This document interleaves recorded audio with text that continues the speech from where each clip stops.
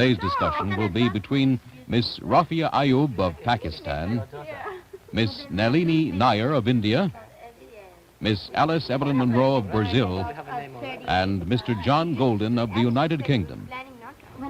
Four teenagers, four different religions, united with a common belief in God, but questioning so fundamentally as to ask, should one question?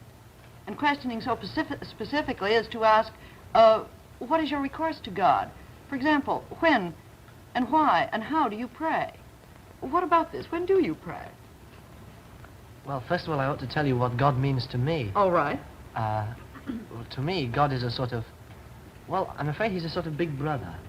He's a crutch on which I can lean when I feel weak, or a crutch which I don't really need when I feel strong.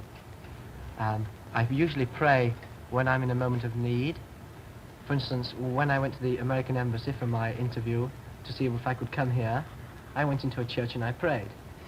I needn't have been a church, but I prayed then.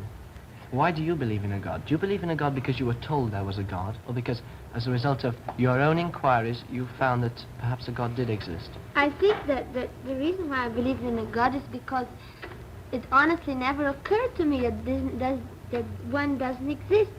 It's natural that one exists. Do you mean that if you'd been brought up, for instance, to think that there was a dog which existed in the jungle, for instance, which had 10 legs, you would have believed in that too?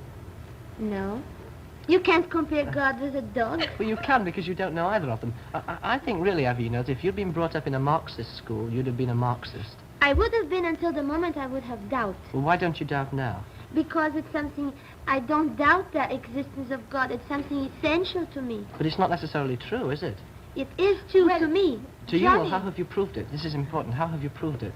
That God exists? Yes. I don't have to prove it, I know. There are things you've got to accept without understanding. Why don't you go down off your pedestal of self-admirance?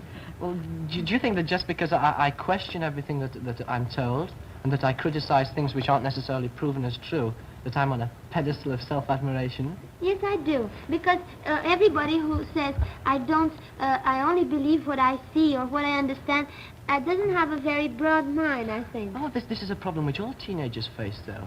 I mean, they're brought up in a certain religious narrow mold, and then at the age of 16 or 17, they suddenly see that perhaps there's a different conception of truth. Yes, but you've got to understand that there are things which we are not meant to understand, because if we could understand everything, then every human being would go along creating little worlds. Now, I've asked an atheist this question, and he couldn't answer it, because that proves my point. Well, I know the atheist reply to this. Now, personally, I do believe in God as the creator of the world and as the first cause.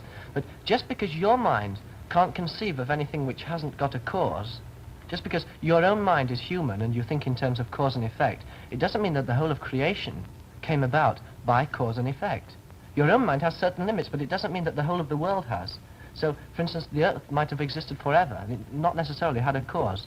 I personally think it must have done. Okay, for example, when you're in trouble, when you need something, don't you pray to God? Yes.